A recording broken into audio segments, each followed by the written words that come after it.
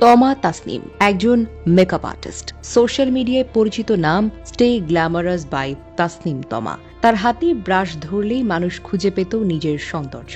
তার হাসি চারপাশে আলো ছড়িয়ে দিত, বন্ধুদের সঙ্গে মজা, ক্লায়েন্টদের সঙ্গে উষ্ণতা, সবকিছুই যেন আলো ছড়িয়ে দিত। কিন্তু সে হাসির আড়ালেই লুকিয়েছিল ভয়, চাপ, যা তাকে ধীরে ধীরে করুণ মৃত্যুর দিকে ঠেলে দেয়। প্রতিদিন কেউ না কেউ কমেন্ট করত, আপনি এত মোটা, আপনাকে দেখতে বলপেনের মতো লাগে, এই চেহারায় কিভাবে বিউটি টিপস দাও। এমন মন্তব্যগুলো তার জন্য প্রতিদিনের আঘাত। কাছের মানুষের কাছ থেকে এমন কথা শুনে ভেতর থেকে ভেঙে পড়েন তিনি সিদ্ধান্ত নেন নিজেকে পরিবর্তন করবেন। তাই ধীরে ধীরে তমা নিজেকে বদলাতে শুরু করলো।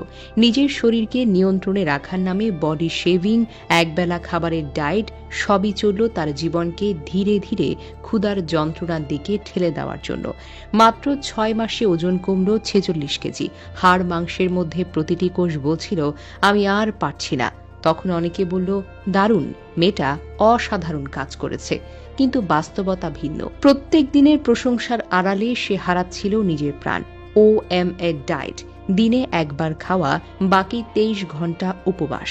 প্রথম দিকে মনে হয়েছিল সব ঠিক আছে, ওজন কমছে, প্রশংসা পাচ্ছে, কিন্তু কেউ দেখল না শরীরের ভেতরে ধীরে ধীরে ক্ষয় ঘটছে। একদিন ভোরে মা দরজায় নক করলেন, তমা ওঠো মা, খেয়ে নাও কিছু।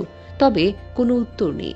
দরজা ঠেলে ঢুকতেই মা দেখলেন তমা নিস্তব্ধ, চোখটা আধখোলা, ঠোঁটে শুকনো ফাটল।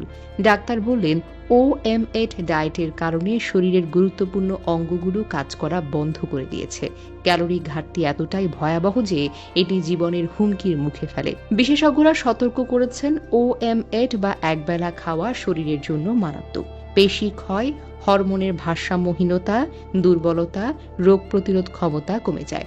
ডায়াবেটিস বা হৃদরোগে ভোগা ব্যক্তিদের জন্য এটি আরও বেশি বিপজ্জনক। একসাথে বেশি খাবার খাওয়ার ফলে রক্তে শর্করার মাত্রা হঠাৎ বেড়ে বা কমে যেতে পারে, যা মারাত্মক স্বাস্থ্য ঝুঁকি তৈরি করে।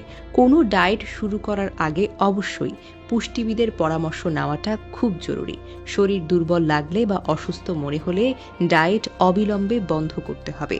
তমার গল্প শুধু একজন মেয়ের নয়, এটি আমাদের সমাজের প্রতিচ্ছবি, যেখানে সৌন্দর্যের মানদণ্ড মেয়েদের জীবনকে বিপন্ন করে। একটা মেয়ে তার শরীরের সঙ্গে লড়াই করছিল, আর শেষে হেরে গেছে নিজের মধ্যকার চাপ, ভয়, অমানবিক সমালোচনার কাছে। সুন্দর হওয়া মানে শরীরকে ক্ষুধার যন্ত্রণা দিয়ে ধ্বংস করা নয়। নিজের শরীরকে ভালোবাসা,